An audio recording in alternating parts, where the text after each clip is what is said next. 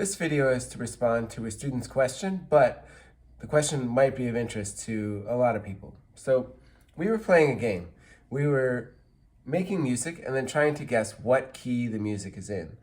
So just to review, most music is in a key.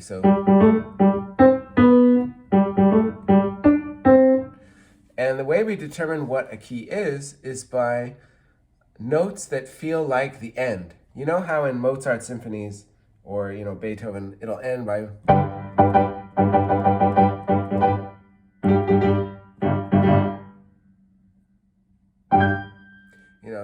some dramatic thing.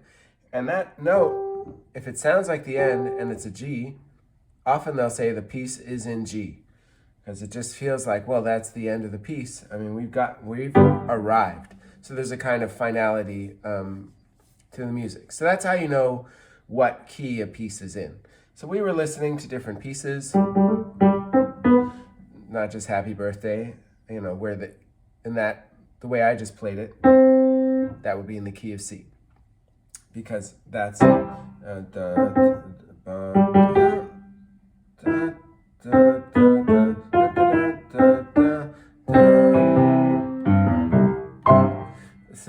that's in C. Okay, but a strange thing kept happening. Even though a piece would be in C, she kept thinking the piece was in G.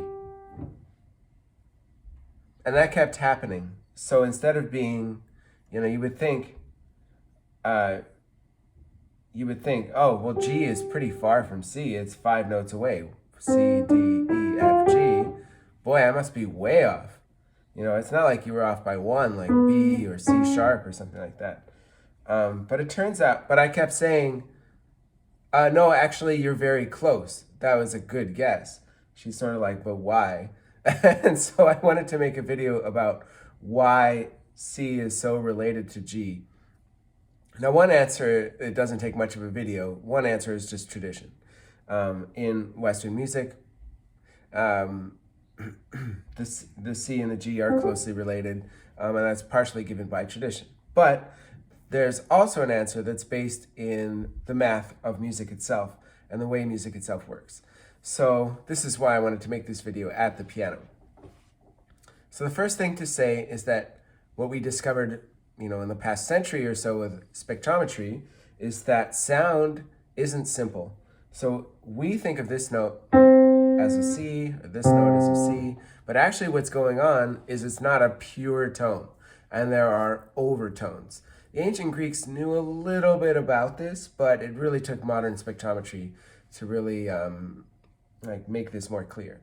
So what that means is that it is possible with computer technology to make a tone that is basically pure and doesn't have overtones.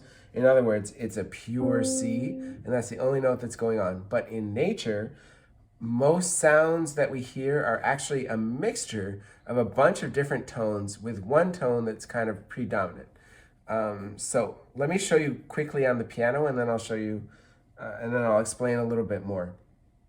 So how this works is that, let's say on piano strings, and pretty much any object in the universe, there will be a fundamental note, and then the next, it'll also produce much more quietly a second note that is an octave above it. So that's the first partial or first harmonic. So an octave above it is another C. And then another note that will be produced will be a G. And then after that, a fourth, which is another C. And then after that, a third. So it's getting progressively smaller. I don't know if you can kind of see that I'm going up the keyboard in smaller and smaller amounts. First it's an octave, then it's a fifth, then it's a fourth, then a third, and then a minor third rather than a major third, and another minor third. Those overtones don't match perfectly to piano pitches. They're slightly off. But it gives you a vague idea, and it's close enough. And just as a reminder, when sound resonates and vibrates, and an object is at the right frequency, it will resonate with it. So for instance, if I hold down this C without playing it, and then I play another C, and then that C has been dampened by the piano, but I don't know if you can hear, but the piano continues to play. This C that I held down is ringing, even though I didn't play it, because I played a different C. And you can hear, I think you can hear that it's coming through. Whereas if I do the same experiment, hold down the C without playing, and I play a note that's not as compatible, the B, barely hear it, or a C sharp, it won't ring F sharp. It won't ring quite as much, or not nearly as much.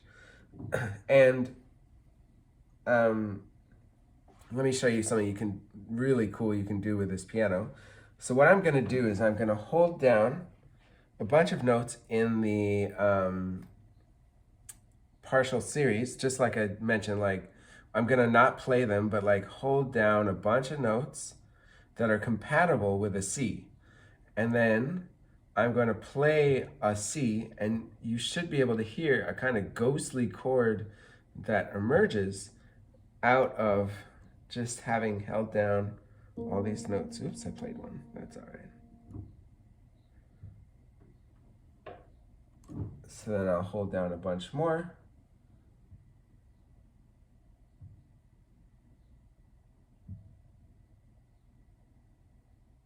All right. Now I'm going to play my note. So that is just the harmonic series playing the piano and generating that crazy chord. And the point I'm trying to get at here is that the fifth in the series, you remember how we went from, that's so cool. Remember how we went from,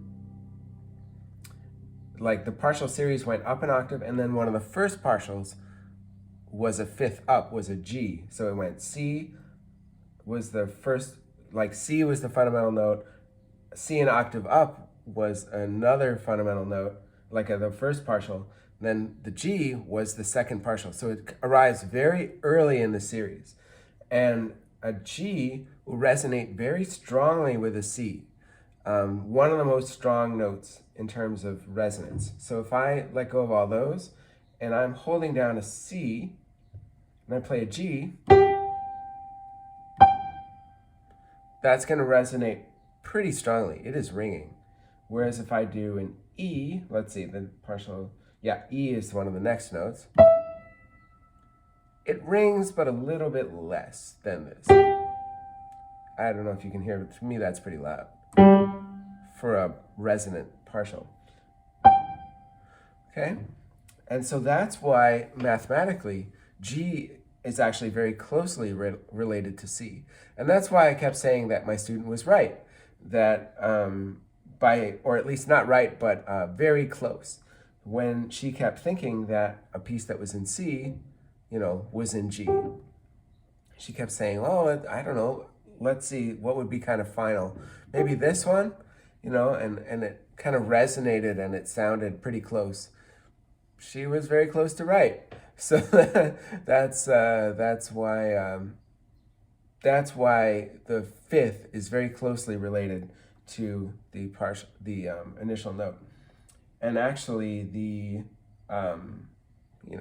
notes that are close to a C, like a B or a C sharp, you would think, or even a D or even a B flat, the closest of all of those is a B flat.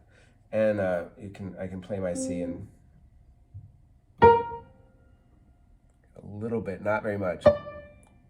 D is even less. B flat is the 1, 2, 3, 4, 5, 6th note in the partial, and it's sixth partial, and so it's pretty far away. So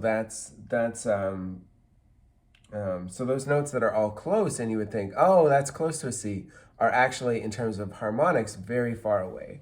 And so if somebody, if a piece is in C and somebody guesses C sharp, I'll say, this is really bad, But if a student guesses, oh, is that piece in G, I'll say, You're pretty close to right, and that's why.